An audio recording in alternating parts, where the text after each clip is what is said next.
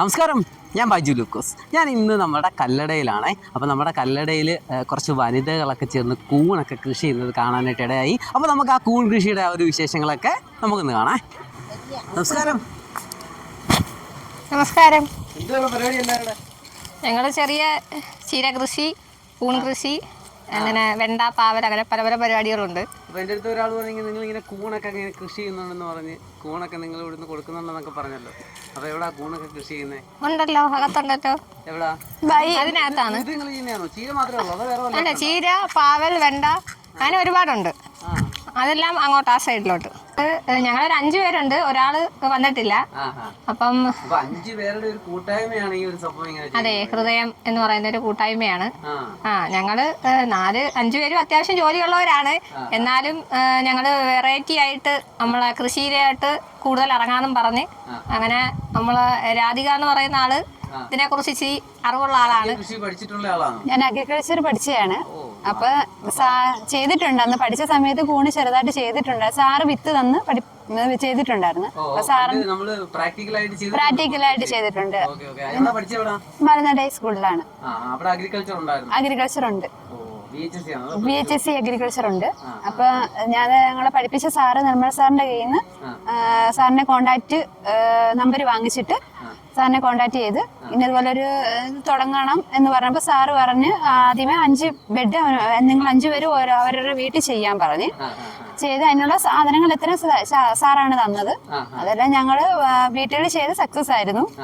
അപ്പൊ അത് വീടുകൾ ചെയ്തപ്പോ ഞങ്ങൾക്ക് ഒരു 2-3 കിലോയോളം അടുപ്പിച്ച് കിട്ടി. അന്നേരം ഒരുപാട് ആളുകൾ ഓർഡർ തരുന്നുണ്ടായിരുന്നു. പക്ഷെ നമുക്ക് കൊടുക്കാൻ സാധനം ഇല്ലായിരുന്നു. നമ്മൾ 5 ബെഡ് വീതമല്ലേ ചെയ്തോളായിരുന്നു. പിന്നെയാണ് ഞങ്ങൾ സ്റ്റാറ്റസ് ഇടുമായിരുന്നു ഫേസ്ബുക്കിലും വാട്സാപ്പിലും. പിന്നെ നമ്മളറിയാവുന്ന അയൽക്കാര്, ബന്ധുക്കാര് എല്ലാവർക്കും ഈ ഫൈബർ ഗുണങ്ങൾ ഏറ്റവും കൂടുതലുള്ളതല്ലേ ഈ കൂൺ. അപ്പം അതിനെക്കുറിച്ച് അറിയാവുന്നവർക്ക് ഡീറ്റെയിൽ ആയിട്ട് അറിയാം. അപ്പൊ അവർക്കെല്ലാം ഇതെല്ലാം ഒരുപാട് ആവശ്യക്കാരായി. അപ്പൊ പിന്നെയാണ് ഞങ്ങൾ ചിന്തിച്ചത്, ഒരു ഇരുട്ട റൂം ഉണ്ടെങ്കിൽ നമുക്ക് എന്തുകൊണ്ട് കൂടുതൽ ബെഡ് ഇട്ട് ചെയ്തുകൂടാ, അപ്പം കൂടുതൽ സെയിലിംഗ് ആവുമല്ലോ എന്നുള്ള രീതി. അങ്ങനെയാണ് നമ്മുടെ നിഷയുടെ വീടാണിത്. അപ്പം നിഷയുടെ വീട്ടിലേ ഉള്ളു ഇതിനുള്ള സൗകര്യം. ഇതാണ് വീട്. അപ്പം ഇവിടെ ഒരു വീട് ഒഴിഞ്ഞു കിടക്കുവാണ്. അങ്ങനെയാണ് ഞങ്ങൾ ഇതിനെ കുറിച്ച് ചിന്തിച്ച് ഇവിടെ ചെയ്യാൻ തീരുമാനിച്ച് അതിന് വേണ്ടുന്ന സാധനങ്ങളെല്ലാം ഞങ്ങൾ 2ാമത് സദാനന്തപുരത്ത് പോയാണ് എല്ലാം കളക്ട് ചെയ്തത്. അതെല്ലാം ചെയ്ത് ഇവിടെ വെച്ച് തന്നെ ചെയ്തു. 34ഓളം ബെഡ് ഇട്ടു. ഒരു 3 കണ്ടാമിനേഷൻ ആയുള്ളൂ. അത് വേറെ റൂമിലോട്ട് മാറ്റി. നശിച്ചു പോയ പച്ച കണക്കുള്ള അണുക്കൾ വരും. മൊത്തം ആയില്ല, ചെറുതായിട്ട്. എന്നാലും അതിന്റെ അടുത്ത് നിൽക്കുന്ന ബെഡിനും അത് ബാധകമാവാതിരിക്കാൻ നമ്മൾ അന്നേരം അതങ്ങ് മാറ്റും. അല്ലെങ്കിൽ മറ്റു ബെഡുകളിലെല്ലാം ആവും. അതിനുശേഷം നമ്മളിപ്പം ബാക്കി ബെഡുകൾ വേറെ ഡാർക്ക് റൂമിലോട്ട് മാറ്റി അതിനുശേഷം ഒരു 20 ഡാർക്ക് റൂമിലോട്ട് മാറ്റി. അവിടെ നല്ല ഈർപ്പം വേണം, പ്രത്യേകിച്ച് നമ്മുടെ ഈ കാലാവസ്ഥയിൽ. ഇപ്പൊ ചൂടുള്ള കാലാവസ്ഥയായിട്ട്. പക്ഷെ വിളവ് വന്നു തുടങ്ങിയപ്പോൾ നല്ല വിളവാണ്. ഒരുപാട് ആവശ്യക്കാരുണ്ട്. ഇപ്പൊ തന്നെ 10,000 കൂടുതൽ വിറ്റുപോയി. ഇനിയും ഒരുപാട് ആവശ്യക്കാരുണ്ട്. ഇപ്പൊ 38 നമുക്കിത് ഒരു മൊത്തത്തിൽ ഇട്ട് 60 ദിവസം എന്നാ പറയുന്നത്. 60 ദിവസം വരെ നമുക്ക് ഇതിനകത്തുനിന്ന് കിട്ടത്തുള്ളൂ. ആദ്യം നമുക്ക് നല്ല ക്വാളിറ്റി, നല്ല വെയിറ്റോട് കൂടി കിട്ടും. പിന്നീട് അത് വെയിറ്റ് കുറഞ്ഞു വരും. കാരണം വെച്ചാൽ അതിന് വിളവെടുത്തതിനനുസരിച്ച് കുറഞ്ഞു വരും. ഇപ്പൊ ഞങ്ങൾ അടുത്തതിന് ഓർഡർ കൊടുത്തിട്ടുണ്ട് വിത്തിന്. അതിനിപ്പോ ഒരാഴ്ചക്കുള്ളിൽ കിട്ടും. അത് തിരുവനന്തപുരം സാറിന്റെ അടുത്ത് നിന്ന് ഓർഡർ ആക്കിയിട്ടുള്ളത്. അത് കിട്ടിയിട്ട് ഞങ്ങള് ഇച്ചിരിയും കൂടി ഇതിന്റെ ഇരട്ടി ചെയ്യാനായിട്ടാണ് ഇരിക്കുന്നത്.